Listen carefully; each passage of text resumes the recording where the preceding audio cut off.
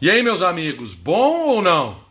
Galera, nesse final de semana não se falou em outra coisa. E o padre, hein? Padre Júlio Lancelotti, você viu, menino? Então, eu vi, mas eu não estava entendendo direito o contexto do porquê essa história de fato teve uma repercussão tão grande. Eu confesso pra vocês que até ano passado eu nem sabia quem era o tal do Padre Júlio Lancelotti. Me julguem. Mas, dada a repercussão, eu tive que ir atrás pra saber.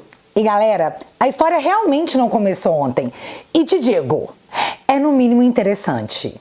Se você sabe da missa só a metade, separa a pipoca, fica confortável e bora lá!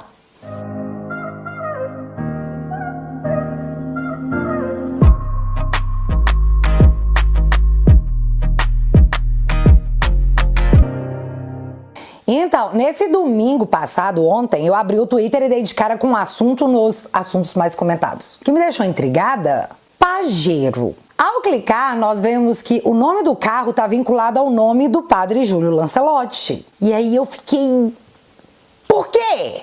Como uma boa pessoa curiosa que sou, eu roí duas unhas e fui atrás. Pesquisando sobre Padre Júlio Lancelotti, eu cheguei até essa matéria aqui da agência Lupa, de 12 de janeiro de 2024, que dizia o seguinte: fake news contra Júlio Lancelotti são baseadas em notícias antigas e sem provas. Aí eu fiquei mais instigada ainda, porque quais eram essas notícias antigas? Numa consulta rápida ao Google, é fácil achar tais notícias vinculadas por todos, e eu disse todos os jornais do Brasil. E são essas notícias antigas, os jornais mais tradicionais do país, que eu trago agora para que a gente entenda por que Pajero estava nos assuntos mais comentados do Twitter. Só para um melhor contexto, o Padre Júlio Lancelotti voltou à cena midiática por conta disso aqui. Nós conseguimos voltar ao Palácio do Planalto. Nós lutamos muito para te eleger presidente. Não é isso não. É outra coisa.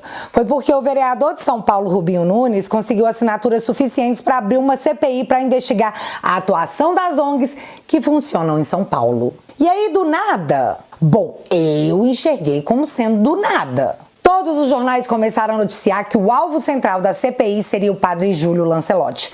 E que isso seria um absurdo, já que o crime de Padre Lancelotti era amar demais. E é claro que, ao pegar notícias dizendo que oposicionistas do governo perseguem padre que alimenta os necessitados, causou uma comoção da sociedade militante que acredita piamente no que diz as manchetes dos jornais. Chegamos ao ponto de um magnânimo, e assim, magnânimo de verdade é só ele, né? Só Xande. O resto é cosplay de empoderado.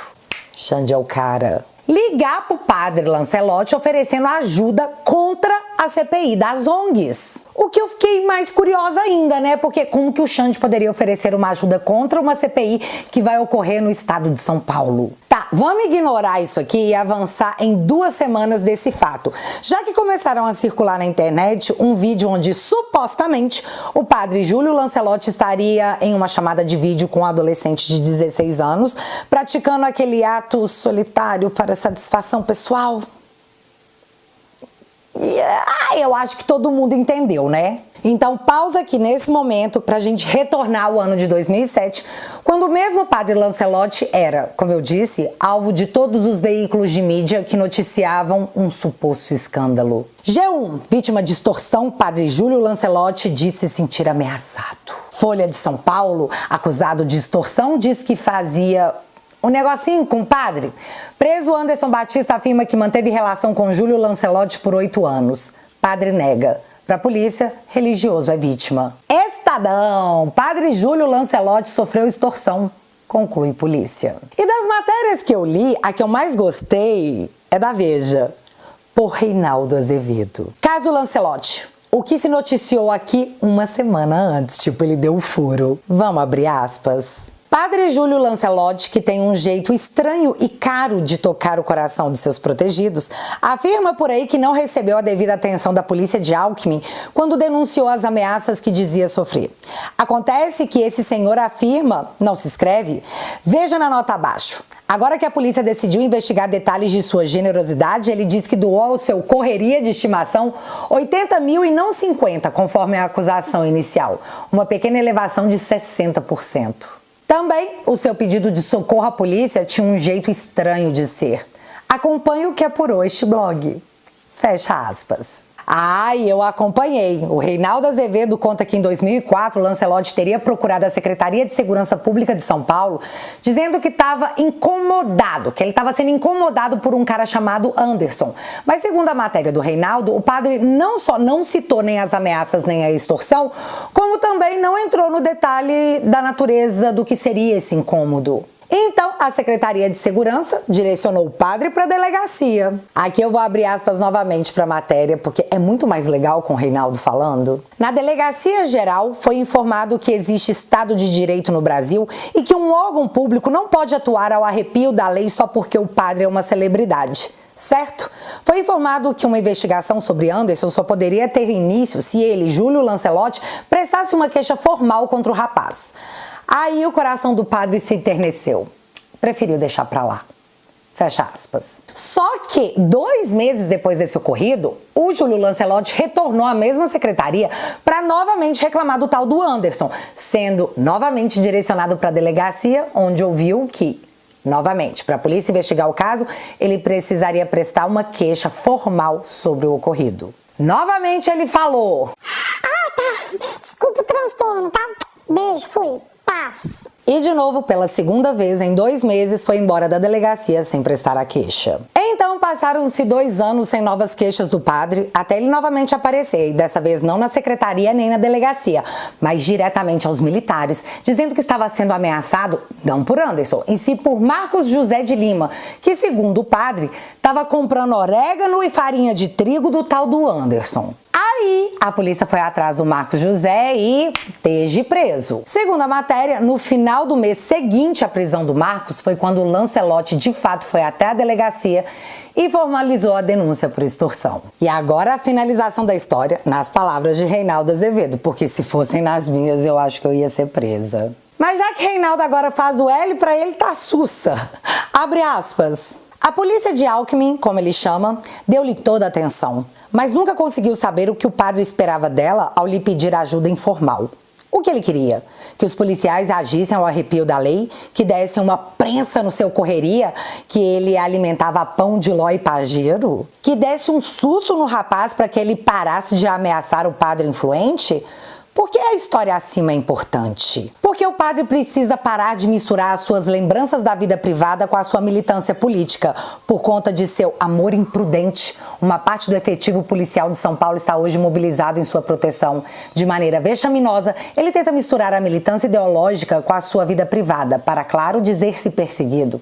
Em parte dá resultado, ele está sendo protegido por boa parte do jornalismo. A polícia agiu como polícia. Antes e agora? E o Lancelotti comportou-se como um padre da Igreja Católica Apostólica Romana? Fecha aspas. Então, o Reinaldo citou a Pajero, né? A tal da Pajero. E onde que ela entra? Entra aqui, ó. Lancelotti foi com o casal comprar Pajero. Aí a matéria nos conta que o padre Lancelotti, em janeiro daquele ano, foi até uma agência de carros com o tal do Anderson, que lembra, segundo a matéria do Reinaldo, 2 anos atrás estava incomodando ele? Pois é, esse Anderson. E mais uma mulher. E segundo a matéria, foi essa mulher que decidiu que eles comprariam uma Pajero, que na época parece ter custado 67 mil e teve metade do valor pago em dinheiro via transferência e a outra metade financiada no nome dela. Para ficar mais claro, a gente vai agora para outra matéria da época, agora o Extra, que nos diz o seguinte. Vendedor diz que padre estava tranquilo ao comprar Pajero. Aspas para a matéria. O vendedor da Pajero ao casal Anderson Batista e Conceição, acusados de extorquir o padre Júlio Lancelotti, prestou depoimento à polícia nesta segunda-feira. Segundo ele, o padre estava tranquilo, demonstrando profunda amizade pelos acompanhantes e teria inclusive ajudado na escolha do carro. Segundo ele, o padre fez uma transferência bancária e pagou 33 mil à vista. O restante foi financiado em nome de Conceição, em 24 parcelas, no total de 40 mil. O padre teria pago 20 dessas parcelas. O vendedor também negou que o padre tivesse assumido o compromisso de ser fiador da compra. Diz que Lancelotti não assinou nada, apenas pegou o carnê do financiamento. Fecha aspas. Na época a situação ficou meio chata, né? E o negócio se arrastou por um tempo até que o próprio padre Júlio Lancelotti desse uma entrevista para a Folha relatando a sua versão dos fatos. E é o que eu vou relatar aqui. E é estritamente o que foi dito entre jornalista da Folha e o padre Júlio Lancelotti, publicado em matéria de título: Padre diz que pagou 50 mil por constrangimento. O padre Júlio Lancelotti afirma que pagou cerca de 50 mil em 3 anos porque acreditava que as pessoas que o extorquiam poderiam mudar. Aspas. Eu confiei muito que eles tivessem uma mudança, que eu fosse capaz de atingir o coração deles, que eu fosse capaz de fazê-los entender. Fecha aspas. Qualquer um pode dar um Google e pesquisar para ver se bate. Eu já aviso que tá certinho, tá? Bora lá. Padre diz que pagou 50 mil por constrangimento. Júlio Lancelotti contou que conheceu o acusado Anderson Batista, então interno da FEBEM, há cerca de 7 anos. Na época, tá, galera? O religioso disse que sofreu ameaças, inclusive de ser falsamente acusado de um envolvimento com uma criança de 8 anos. Vamos agora à entrevista concedida. A Folha questionou: como Lancelotti conheceu Anderson Batista? E ele responde: estava trancafiado em uma cela. A Folha questiona: quanto tempo faz isso? E ele então responde: faz muito tempo, eu acho que já faz uns 7 anos isso. Quando saiu ele me procurou, disse que estava sem onde morar, sem trabalho. E a Folha pergunta: que tipo de ajuda ele pediu na época? Então o padre responde: nós conseguimos que ele arranjasse um lugar para morar. Nós ajudamos no aluguel, depois que ele foi incluído em uma frente de trabalho da prefeitura. E a Folha questionou: em que momento a extorsão começou? E o padre respondeu: ele queria ter uma bicicleta, da bicicleta foi para a moto, da moto foi para o carro.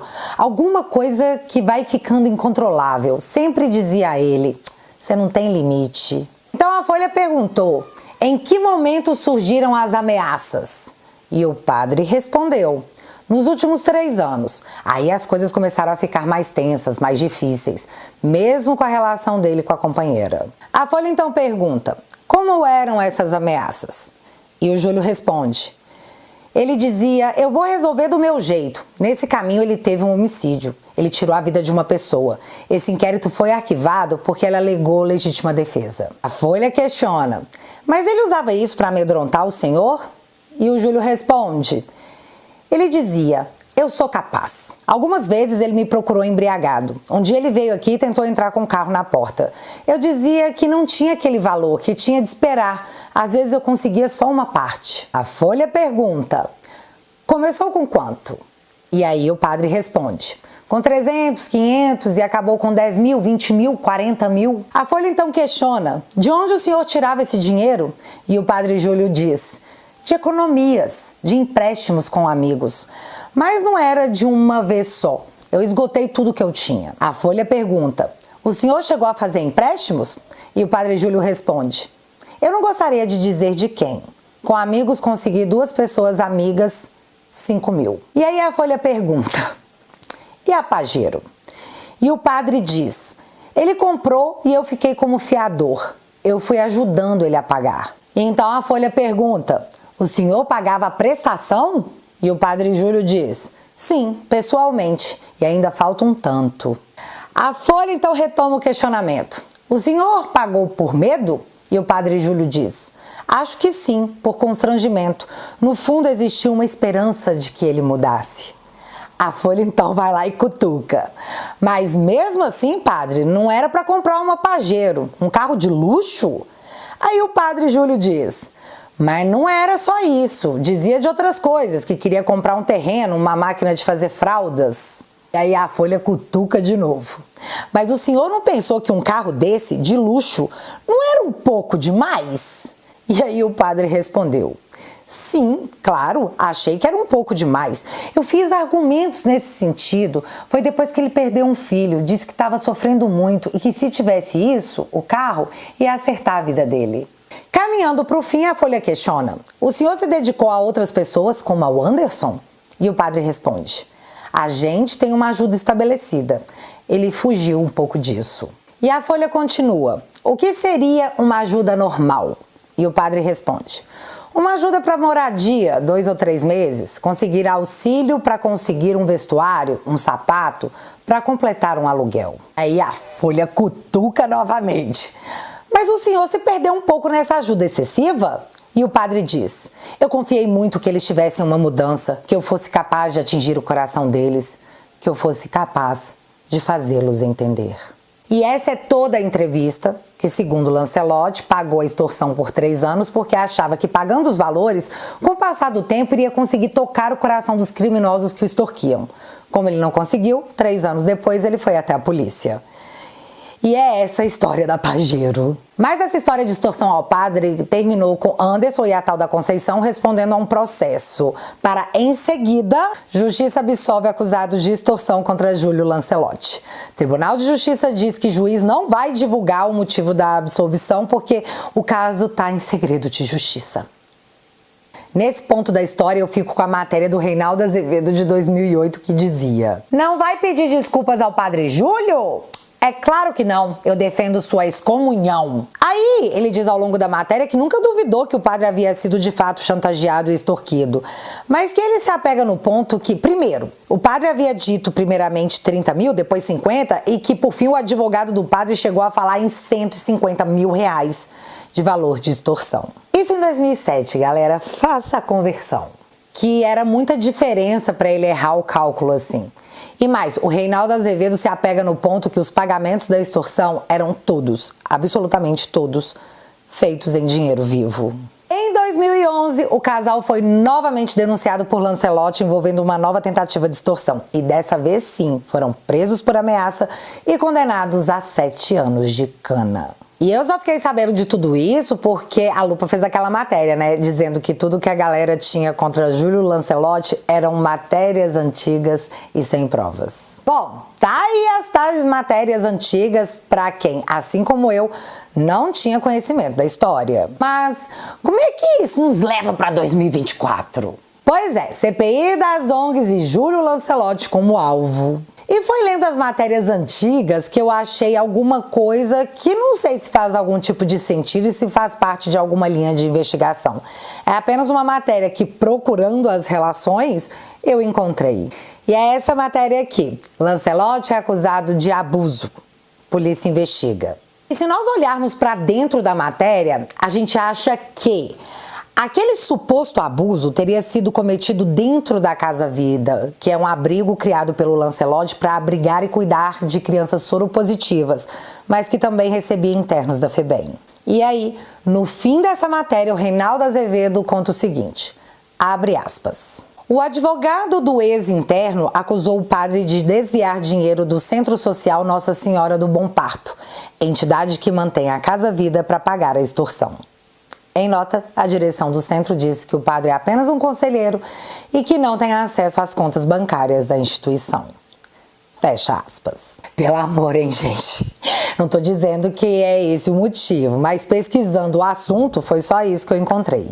Bom, e aí após a CPI para investigar as ONGs que atuam no centro de São Paulo ter atingido o número esperado de assinaturas e toda a imprensa, assim como os políticos e militantes de esquerda terem abraçado Júlio Lancelotti como oh meu Deus, vocês estão atacando um padre? Voltamos agora ao início do vídeo, onde eu comentei do suposto vídeo do Lancelotti circulando nas redes sociais. Uma verdadeira guerra foi travada entre direita e esquerda no entorno desse tema. Isso porque, enquanto a direita mencionava o vídeo, a esquerda dizia que o vídeo, supostamente de 2019 ou 2020, havia sido feito com inteligência artificial. E eu não tô brincando. Essa foi a razão da esquerda para a existência do vídeo. Criado por inteligência artificial.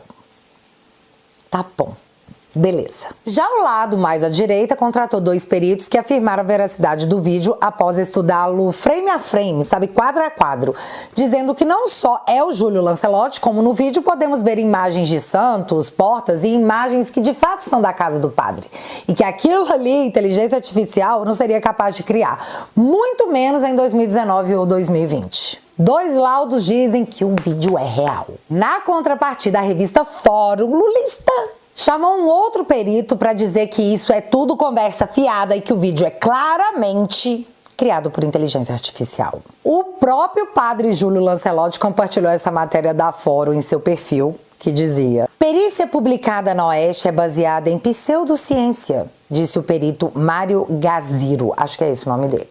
Aí eu fui olhar quem era esse perito e eu dei de cara com um fato que na época eu ri demais. Foi na CPMI do dia 8, quando o deputado Rogério Corrêa reproduziu um áudio para o general Heleno perguntando se esse áudio era dele. Dá só uma olhada. Presidente, mas eu vou para frente, peço para passar o vídeo 6, apenas para confirmar se essa voz é do senhor, se esse áudio pertence ao senhor. Lula, para ser presidente, precisa ser diplomado. Ele já está fazendo a apresentação na televisão como se fosse presidente. Apenas uma pergunta, esse áudio é do senhor? É lógico. Não. Todos nós ficamos muito... Perguntando se o áudio é do senhor. Nós sabemos. Não. É óbvio. Pois bem. Pegaram áudio... tiririca para imitar a voz. Estou perguntando... Isso é fake news, literalmente. Isso aí é crime, hein? Presidente, fake news é crime. Vossa Excelência que está interrompendo. Pode continuar sua fala. A pergunta que eu fiz é se o senhor reconhece o áudio, o senhor disse que não. Este áudio foi levado até a Universidade Federal do ABC, que fez e a USP fizeram uma perícia, e a perícia disse que é do senhor. É claro que o senhor tem benefício da dúvida. Tudo bem, o senhor já disse que é falso. Então, vocês não acreditam quem é o perito que atestou que aquela voz de tiririca era do general Heleno. Não, é sério. Vocês não acreditam. Doutor Mário Gaziro. E para quem estiver duvidando, esse documento foi publicado pela mesma revista Fórum na seguinte matéria: exclusivo, laudo de áudios mostra que general Heleno agiu por golpe de Estado. Para que não reste nenhuma dúvida nesse seu coraçãozinho peludo, essa é a postagem da revista Fórum no Twitter. Ouça um dos áudios analisados pelo perito Mário Gaziro, onde Heleno teria dito que as Forças Armadas não aceitariam bater continência para o Lully. O interessante é que depois eu vi uma matéria do Estadão que dizia: áudio com ameaças à posse de Lully não foi gravada por general Augusto Heleno, diz GSI. E mais, no final da matéria, eles dizem que o mesmo Mário Gaziro, ai, tô confusa, apontou o áudio como falso por provavelmente se tratar de uma deepfake. Aí eu fiquei tipo, ué, Fórum. Já o perito chamado pela Oeste é reconhecido pela mídia há tempos, já fornecendo seu trabalho para a Folha e para a Veja em casos de repercussão nacional. E assim, quem tá certo no final disso tudo? Não sei. O que eu sei é que a Arquidiocese de São Paulo decidiu receber a denúncia contra o padre Júlio Lancelotti. E o presidente da Câmara de São Paulo entregará à perícia e o vídeo que vai ser exibido a portas fechadas para integrantes do Colégio de Líderes da Câmara Municipal. E aí, meu amigo, só nos resta aguardar para ver as cenas dos próximos capítulos. E, gente, eu não sei se alguém já falou para vocês que vocês precisam de terapia, mas caso esse seja seu caso, todo domingo tem a nossa terapia em grupo lá no teatualizei.app.